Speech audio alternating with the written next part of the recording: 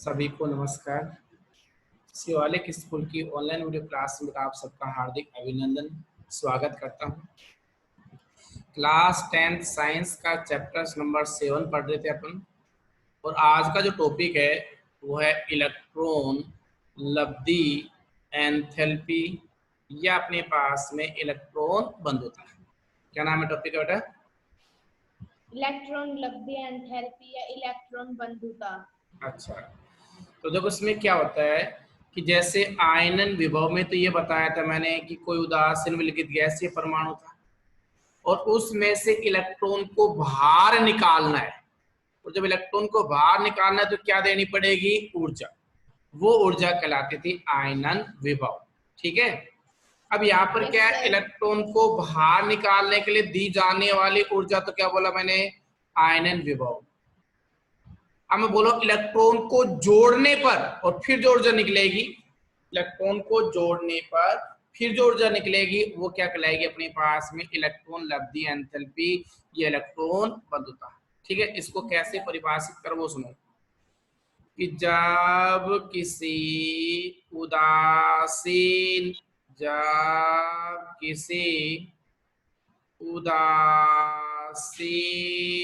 विलगित गैसीय परमाणु की मूल अवस्था में, क्या मूल अवस्था में इलेक्ट्रॉन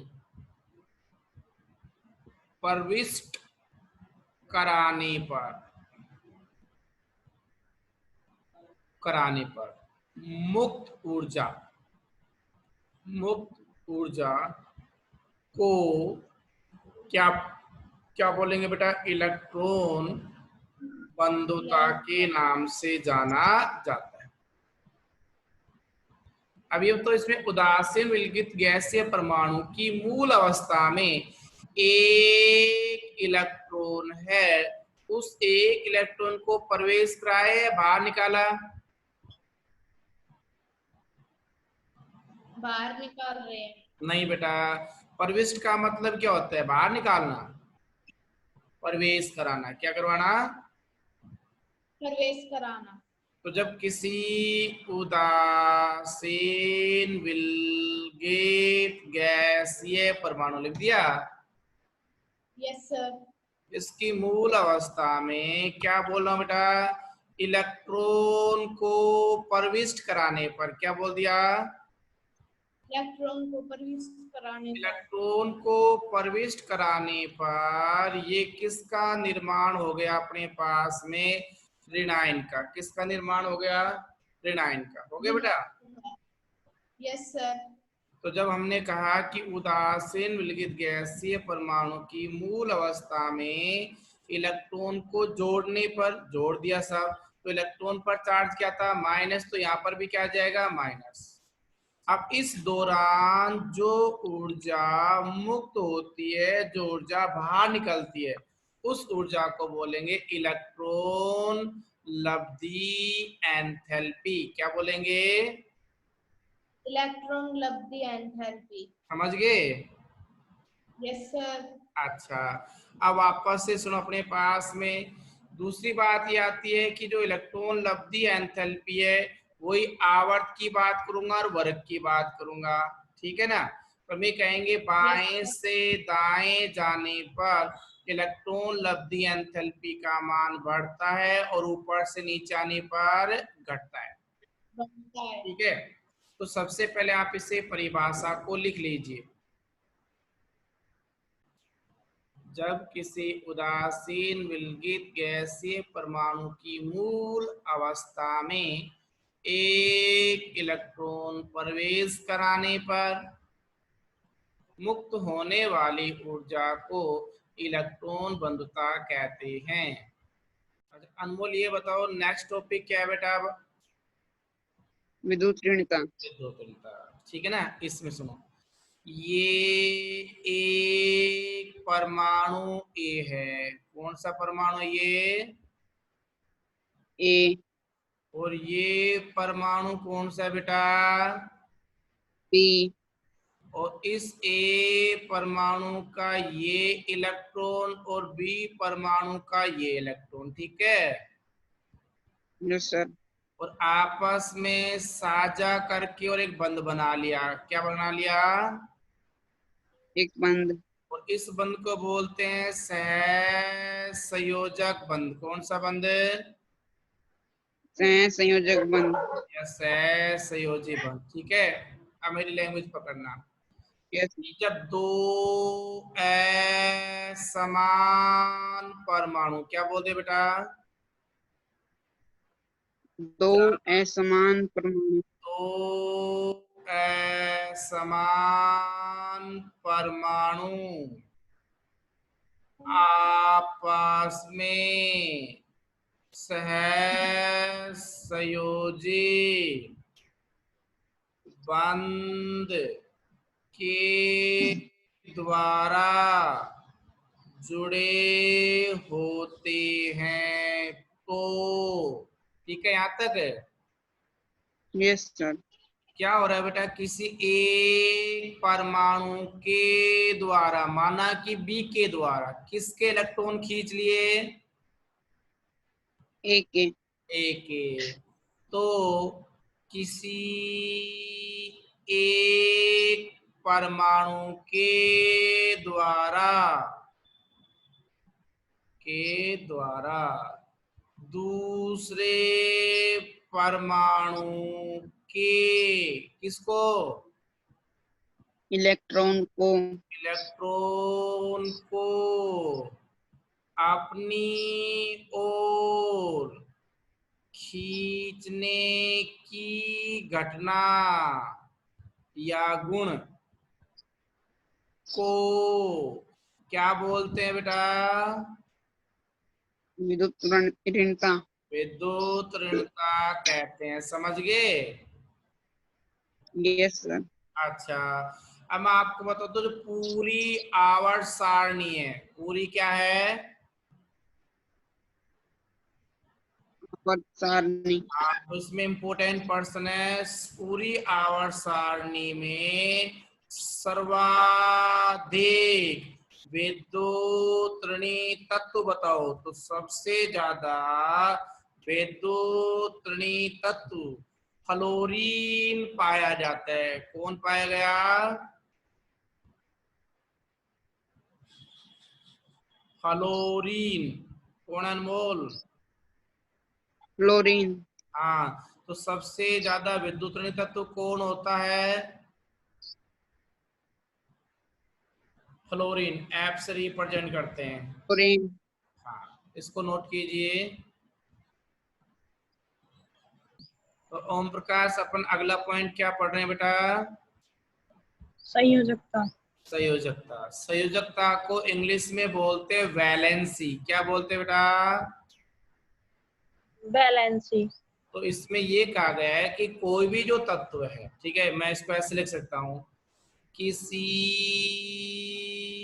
तत्व की बंध बनाने की क्षमता को क्या बोल दिया? संयोजकता। Very good. तो किसी तत्व की बंध बनाने की क्षमता को संयोजकता कहते हैं। और इस संयोजकता का जो निर्धारण होता है बेटा, वो बाह्यतम कोश में पाए जाने वाला इलेक्ट्रॉन से होता है। ठीक है। Yes sir. अगला पॉइंट काम का और लिख देता हूं आपके लिए। क्या? कि बाह्यतम कोश में उपस्थित इलेक्ट्रॉन बाह्यतम कोश में उपस्थित इलेक्ट्रॉन, ठीक है, यस सर। की संख्या उस तत्व की संयोजकता का निर्धारण करती है। कोई पूछे बताओ संयोजकता का निर्धारण कौन करेगा? तो आप कहोगे बाह्यतम कोश में पाए जाने वाले इलेक्ट्रॉन। बाह्यतम कोश में पाए जाने वाले इलेक्ट्रॉन की संख्या। हाँ, किसका निर्धारण करती है? संयोजकता का। संयोजकता का। दूसरा पॉइंट होगा क्लियर है? Yes sir. अच्छा, अगला तीसरा पॉइंट सुनो। एक वर्ग के सभी तत्वों की, ठीक है, यस सर। संयोजकता समान होती है। क्या होती है? समान होती है संयोजकता। समान होगी तो क्यों होगी? क्योंकि उनके भाइतम कोश में इलेक्ट्रॉन की संख्या भी क्या मिलती है? समान। समान होती है। जैसे आप देखोगे वर्ग नंबर 1 एस ब्लॉक तत्व था जिसको बोलते हैं क्षार धातु, ठीक है ना, तो उनकी संयोजकता केवल एक ही पाई जाती है सभी की। ऐसे वर्ग नंबर 2 की संयोजकता कितनी होती है? 2 पाई जाती है। जैसे याद करो, हेलीना की रब से फरियाद, ये कहलाया वर्ग नंबर 1। क्या कहलाया बेटा? वर्ग नंबर 1। इस वर्ग नंबर 1 के सभी के भाइतम कोश में एक इलेक्ट्रॉन होता है। कितना होता है? 1। अतः इन सभी तत्वों की hydrogen, lithium, sodium, potassium, rubidium, caesium, इन सभी की संयोजकता का मान कितना पाया जाता है? 1। एक पाया जाता है। तो आपने नमक का सूत्र सुना है ना, NaCl। तो एक ही बंद बनाते हैं, 2 बनाता है? 1। एक, क्योंकि इसकी संयोजकता कितनी मिली? 1, ठीक है। अब मैंने दूसरा ले लिया अपने पास में, बेटा मांगे। बेटा मांगे क्या? कार, स्कूटर, बाप रोए, ठीक है।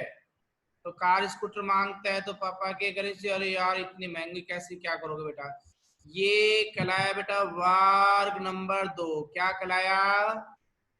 वर्ग नंबर 2। तो ये भी एस ब्लॉक का तत्व है। तो वर्ग नंबर 2 के भाइतम कोश में 2 इलेक्ट्रॉन पाए जाते हैं। कितने इलेक्ट्रॉन? 2। 2।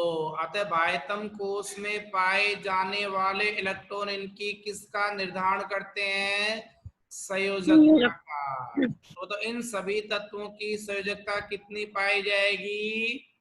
2। तो पहले वाले वर्ग की कितनी है? 1। एक। किसके आधार पे? भाइतम कोश में पाए जाने वाले इलेक्ट्रॉनों की संख्या के। इलेक्ट्रॉन की संख्या पर।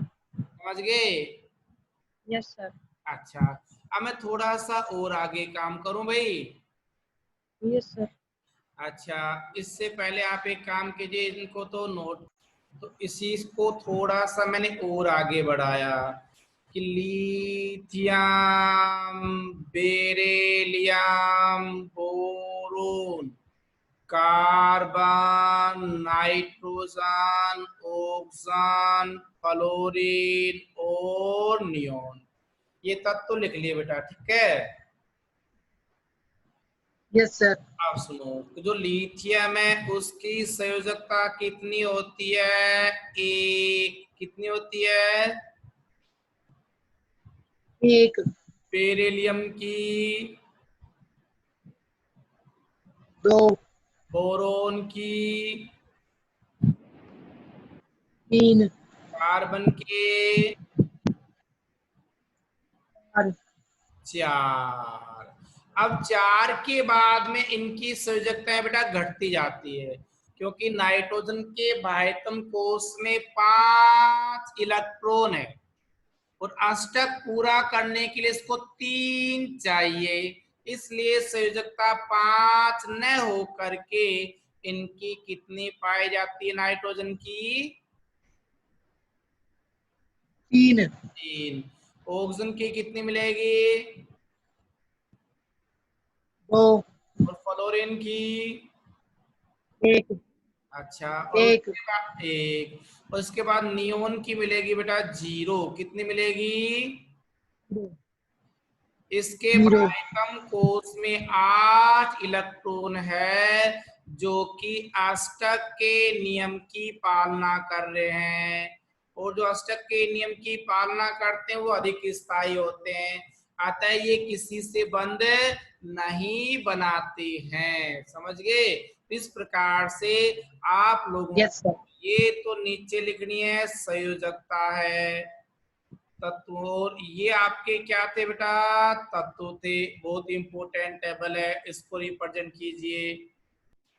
इसी के साथ में कुछ डी ब्लॉक के तत्व होते हैं, मैं कहूंगा डी ब्लॉक तत्व, एवं जो एफ ब्लॉक के तत्व है, डी ब्लॉक के तत्व एवं एफ ब्लॉक के तत्व एक से अधिक क्या रखते हैं? संयोजकता प्रदर्शित करते हैं। एक से अधिक क्या करते हैं? संयोजकता प्रदर्शित करते हैं। अतः इसे एक से ज्यादा है तो ये संयोजकता कौन सी कहलाएगी? परिवर्ती संयोजकता।